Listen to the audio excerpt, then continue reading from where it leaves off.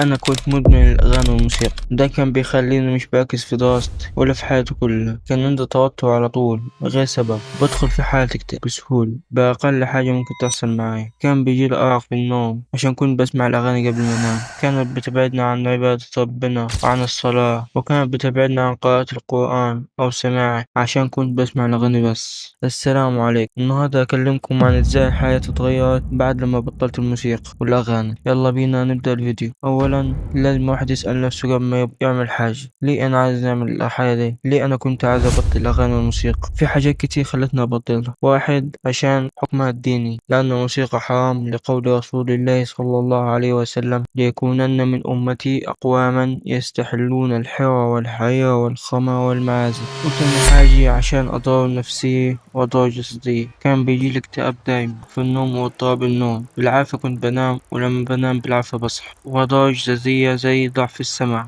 وغيره، وده كله غير البعد عن عبادة ربنا. مش بتصلي بالعافية بتصوم تطيع ربنا في الصلاة ولا في سماع القرآن أو الورد اليومي من القرآن، ده كله عشان انت مش بتلاقي وقت من سماع الأغاني والموسيقى. ايه هي الخطوات اللي مشيت عليها عشان أبطل الموسيقى؟ أولا، لما عرفت إن الأغاني حرام قعدت أفكر في مخي إنه الأغاني دي بتبعدنا عن ذكر الله، تملأ قلبي بالغفلة.